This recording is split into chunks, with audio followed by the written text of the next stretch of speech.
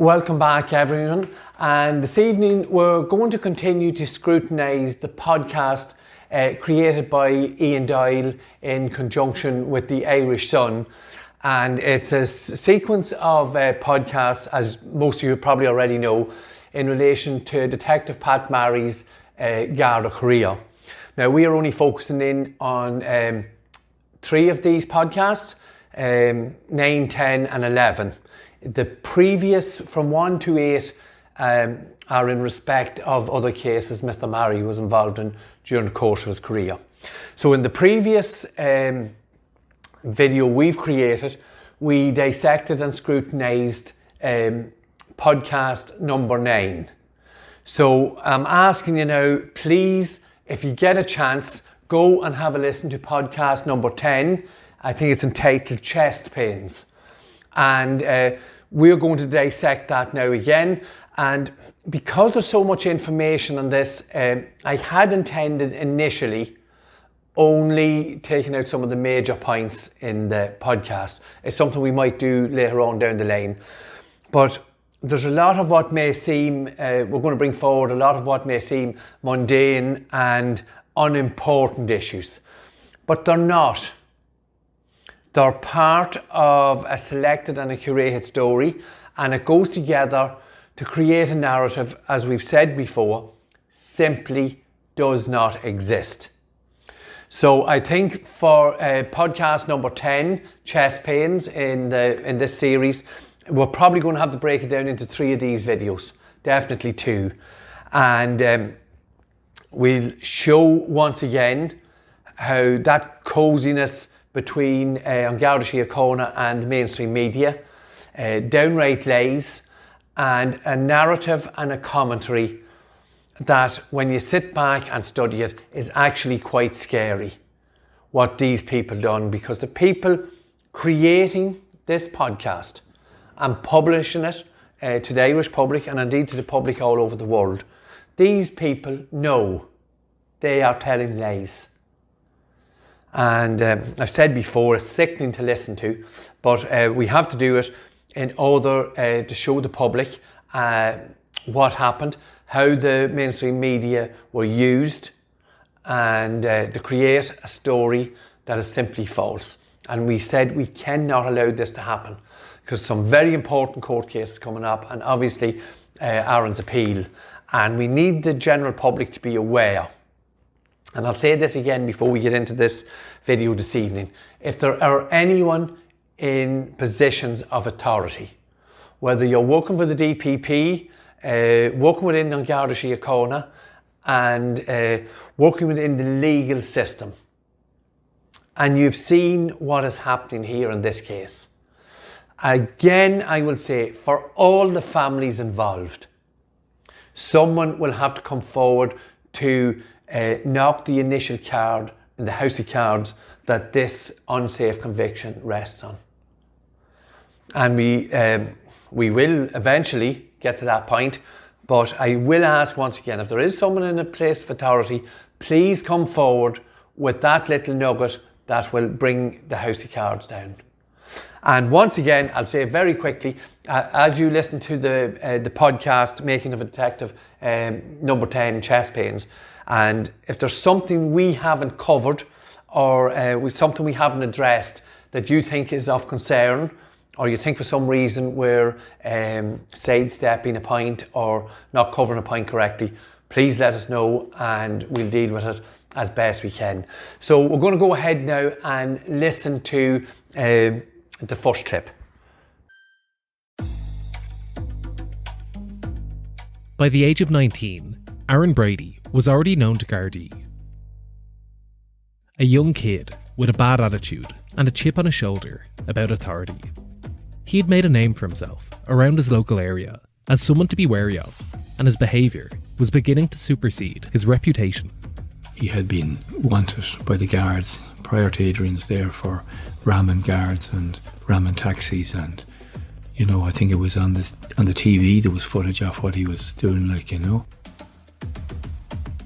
On October 2nd, 2011 at 2 a.m, Gardaí spotted Aaron Brady and 2 other men driving a blue VW Golf that had been registered stolen from a creeper burglary a month before. The car was taken from Cootehill in Cavan, but was fitted with a fake number plate that had come from another burglary in England. Most would think that someone driving a stolen car would want to keep a low profile, but that wasn't really Aaron Brady's style. As the town winded down and the streets began to clear, Brady began performing wheel spins with the car, engulfing the road with smoke and fumes.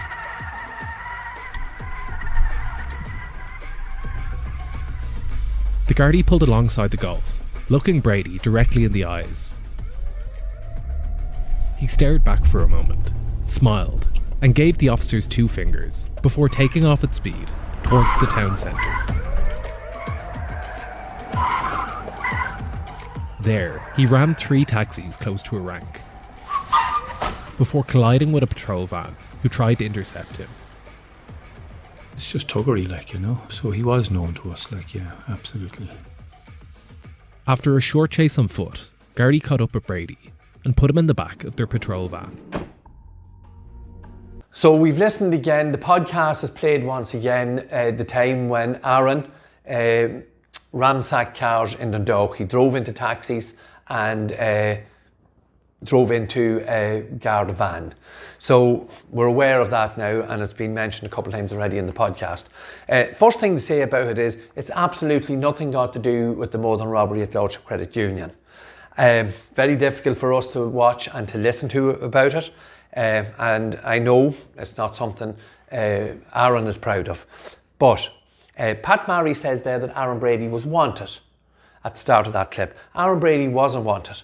Aaron went to court in respect of the damage in Dundalk, had pleaded guilty, and the case was being dealt with. Now, it's not in that clip, I must have cut it off, but it mentions that one of the reasons Aaron got involved in the credit union robbery was that he owed money in relation to the driving offences and the damage done. We had paid money already in the courtroom, and we had left a substantial amount of money in the solicitor's office. So that, to all intents and purposes, wasn't an issue. And they tried to make it out as it is a reason. When you listen to the podcast yourself, you'll hear that Brady wanted money to pay his fine. If we go back, and again, I don't want to be scrutinising these points too much, but Brady had, according to these people, had absolutely no respect for authority. So if he owed them money, it wouldn't really bother him then, obviously. One follows the other. It also mentions here that the vehicle Aaron was in that night in Dundalk had the number plates changed on it. And the reason why I want to highlight that is we have to believe, and the guards have peddled this story, and they continue to peddle the story, and RTE have peddled it, and this podcast will peddle it, that the vehicle was stolen, the vehicle allegedly used in the Northern robbery was stolen in Clogherhead on the Wednesday night, and the same number plates were kept, the original number plates were kept on that vehicle. The vehicle was driven to the scene of the robbery in the same number plates and driven 37 kilometres across the border into Armagh with the same number plates on it. That never happened. And we do know it was a highly organised gang. They were in and out quite quickly for the attack and the robbery. And to imagine that a gang would be driving around in a vehicle with stolen number plates still on it, it's absolutely ridiculous, and it's complete and utter nonsense. I think everyone would have to agree. So the end of that clip there, again, I'm talking about the rabbit hole that we believe Pat Marry went down and Sergeant John Maroney. And he's saying Brady was known to us. Now, he was known to the guards for ramming cars and driving like a lunatic round Dundalk. No comparison to an armed robbery and murder. So the correlation between the two makes absolutely no sense. So they're just little points trying to show you, the public, how a story has been created that simply does not exist. We're going to pop on now to the next little clip, And it's a theme I said we would carry through the podcast, where Mr. Murray has issues with his job, his those in authority above him, and how the case was being handled. So we listen to that now.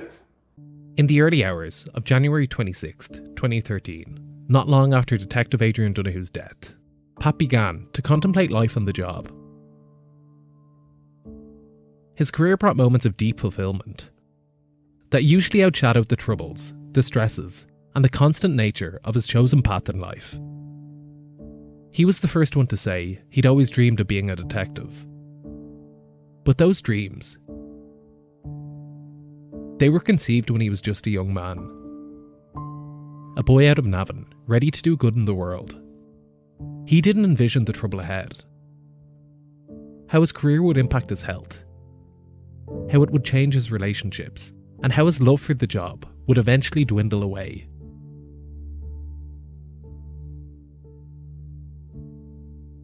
By 2013, Pat had accomplished more than he could ever have wished as a detective. But the atmosphere and tension in the force began to grind down his optimism for the years ahead. I remember one detective sergeant coming down the stairs and he saying to me, if they listened to you, Adrian wouldn't be dead now. If he had the Uzi machine gun, he wouldn't be dead now, because they wouldn't take on the guards with an Uzi machine gun. To be clear, nobody will ever know whether Adrian's fate would have been different that night if he was armed with a submachine gun. But it does help build a picture of Pat's growing irritations with all aspects of his work. And I knew what he meant, and I said it before that in, I think it was October 2012, and like a lot of my detectives had come to me and said, look, they felt a little bit vulnerable out on the border with no Uzi machine gun. So I did out a report, a very comprehensive report on the obligations of the state to protect the members of the Garda Síochána and what under health and safety and other aspects, what was required to look after their own staff. And I sent that up and it came back down the week before Adrian's murder with a big no on it. And the criminal element will always say, and I've always said over the years, they respected the guard with the Uzi and they wouldn't take them on. And I asked at the time, like, why was it taken away in the first place? And the answers that were coming back was that it was a cost-cutting exercise, that people who had the Uzi machine gun or any firearm have to train 2 or 3 times a year, and it costs like money in subsistence allowance or maybe overtime for to train people. So it was a cost-cutting exercise, which was pathetic. So a very brief clip there that shows, again, what we want to highlight is Mr. Murray's mindset. We've shown in the previous podcast before, and now it's mentioned quite strongly again in the immediate aftermath of what happened. And if we look at the interactions Mr. Murray had with the authorities and what he's telling us there, that in anyone's estimation would cause a serious rift when you see the result of the non-action that was flagged months earlier. So it's just one of those points that we're going to take along through as we scrutinise the podcast and the mindset of those wanting to get a result at all costs for this terrible, brutal murder. This case would signal the beginning of the end of Pat Murray's time in Garda Síochána. The vastness of the case was difficult to comprehend. It was certainly the biggest murder investigation the state had ever seen, and I'll tell you, and I'll give you a rough estimate of things. The normal murder, run-of-the-mill murder, will generate around 250 lines of inquiry, roughly. Adrian Donohoe's, when I was leaving it, had generated 6,000 lines of inquiry. He had over 3,000 statements taken. It was just vast. With the information at hand, Pat knew that there was at least 5 key people involved with the Lordship Credit Union raid. The driver of the Volkswagen Passat and the 4 men that scaled the wall to the rear of the car park. He focused in on the getaway vehicle, knowing and might tell. Once again, the media and Detective Pat Murray are telling us how big the case was, the biggest ever case. the 6,000 lines of inquiry and so much CCTV footage. So this makes it all the more worrying when we have a situation, and it is mentioned in that last clip, where Mr. Doyle says 4 men came over the wall and there was a driver of the getaway vehicle. No mention of a female. And we know from the statement of the person who was looking directly at the driver, it was a 25 to 30-year-old blonde woman. So let's look at just a few of those bits of information from that clip. Biggest case ever, most CCTV footage, 6,000 lines of inquiry, and we're 10 years on now and still no gang. And the reason that has happened, and we have explained it through Aaron's campaign, and I hope the public are starting to get a grasp of it now. Pat Murray went down the rabbit hole after someone who was known to the guards. Got it wrong when they sat down and had spent a considerable amount of time and resources following one line of inquiry. They realised it's not right. There is no woman and there are no 3 other men that we can associate with Aaron Brady that could have possibly been in the Lordship Credit Union. The whole thing was a complete farce. And the Garda, because of the extent of the case and because of the enormity of the case, had no other option. Only the rest of Garda Síochána had to follow Pat Murray down that rabbit hole. There can be no other logical explanation, because with 6,000 lines of inquiry, the manpower, we can only imagine the manpower that was used in this investigation. And then there'd be some. And there is no gang. We're 10 years after this event. And as we go through this, we will see when they tried to name people that were in the gang and simply weren't. Impossible. All fairy tale, all curated and manufactured. It's only a very simple little clip, but I think it gives a very good perspective to the whole investigation and how it was run. So now we're just going to move on now to where the vehicle leaves the credit union, and the myth that a vehicle drove 37 kilometres with its original number plate. A stolen vehicle with its original number plate drives 37 kilometres down into South Armagh. So we'll have a look at that, listen to that little clip now. Still hot to touch, the fumes of molten rubber and scorched petrol filled the once fresh country air. The discovery had happened on Saturday, the day after Adrian was shot. This wasn't the first burnt out car that Mr. Whiteside had come across. Dumping of all nature was commonplace along the border, so he waited until Monday to report it to the police. At the scene, forensics were swabbed, but nothing of evidential value was accounted for. The Gardaí knew that the dark Passat from the Lordship raid was most likely a stolen vehicle. Any criminal worth their salt knew not to use one that could be traceable. A discovery was made at the side of the smouldering car.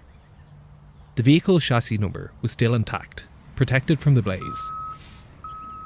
Mr. Doyle just gives some detail there about the vehicle being found, the car that was allegedly used in the modern robbery at Lordship Credit Union. And again, as an investigative journalist, there's no mention of the distance travelled here, which is strange to say the very least. And I'll repeat once again that it's a 37 kilometre journey. After being involved in an armed robbery, no raiders are going to drive 37 kilometres to dispose of a car. And I'll mention again, as we've mentioned in Aaron's campaign before, not mentioned in this podcast, it's a predominantly Protestant area and very, very heavily fortified, well-manned police station. The centre for policing in South Armagh. Not mentioned by Mr. Doyle, he just forgets to, or else he didn't do any research into this. And he also mentions, I think his words are something like this: any criminal worth his salt would know not to use a car that is traceable. So let's take that another step. Mr. Doyle wants to believe that the driving around is not traceable, It's got the original number plates on it that when it was stolen. Like, allegedly, this is what happened. It did not happen. It is fairy tale. It is conjecture. It is impossible, I think. It's not even conjecture. It's absolutely nonsense. And again, as we've said with the primetime programme, the quality of investigative journalism and questioning what the actual facts are in front of these people, they fail miserably.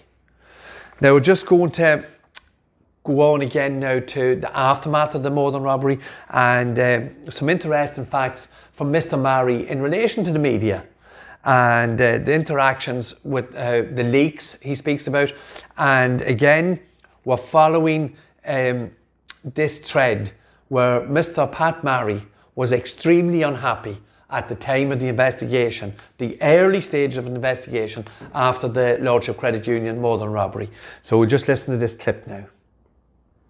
A lot of material started appearing in the media about Adrian and a lot of stuff that had been discussed, and we were very annoyed about it. At a time when tensions were rife between Pat and some of his superiors, the possible leaking of confidential information infuriated him. You know, you just bite your tongue, The border region around Louth is small and whispers travel fast. Brady had built up a reputation for his previous criminal activity, and it wasn't long before rumours started circulating. We were looking to speak with Brady, and he knew we were looking to speak with him, and I think it was his girlfriend's family said, look, if you had nothing got to do with this, go in and talk to the guards about it. He says, I will.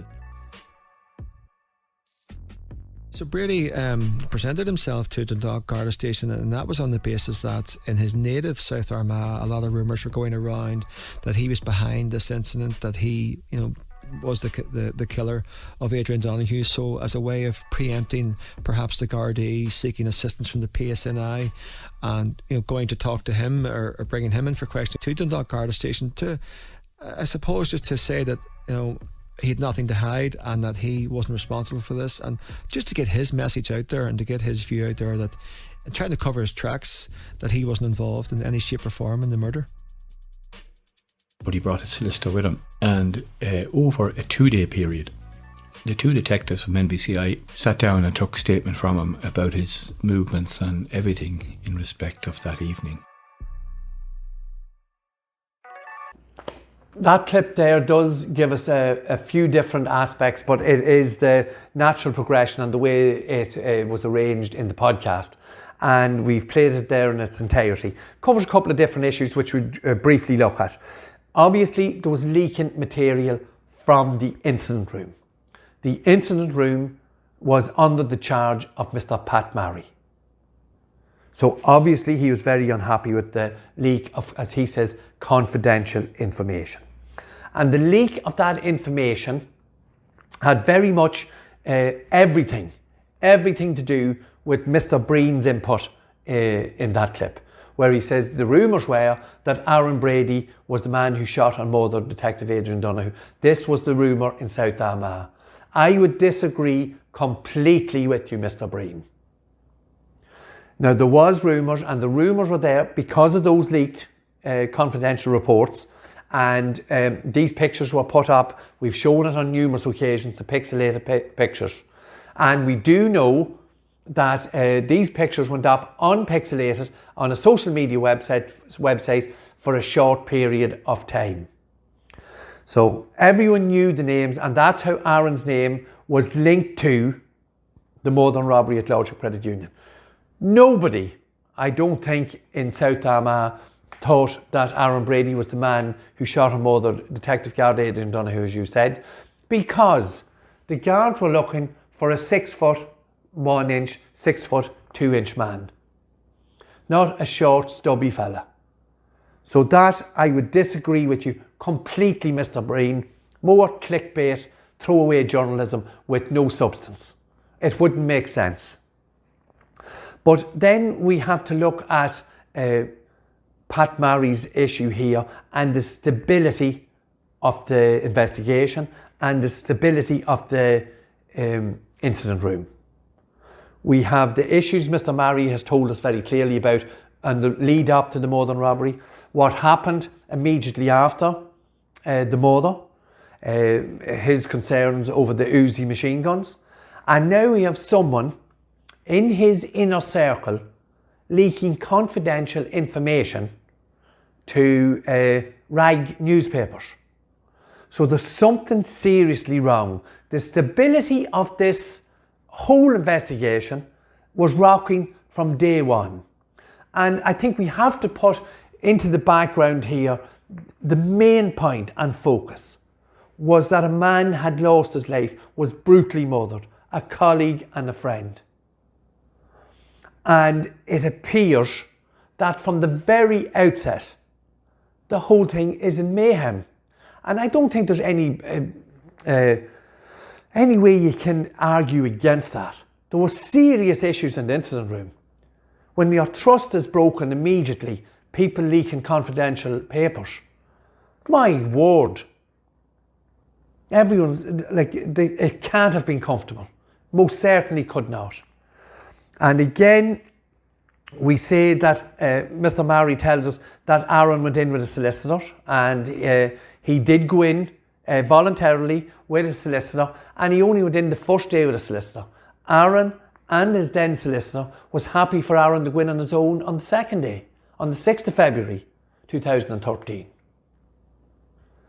Because they had dealt with the off-the-record issue in relation to Aaron laundering diesel fuel at the time of the Morden robbery, which we'll cover in much more detail in the next video. So, Murray saying that he was there with a solicitor for 2 days is actually factually wrong. And we're going to go to more facts and details that are totally incorrect. And this is where the podcast, again, total lies, rubbish.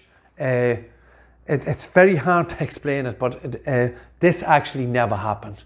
And we'll just play the clip and then we'll report on it. On April 8th, 2013, Aaron Brady sat at home when a knock came at the door. The PSNI were there to carry out a full search of his premises on behalf of the Gardaí. His heart was in his mouth as he let the members in. There was no pleasantries between himself and the officers. Even in the midst of a murder investigation, his disdain for authority was undeniable.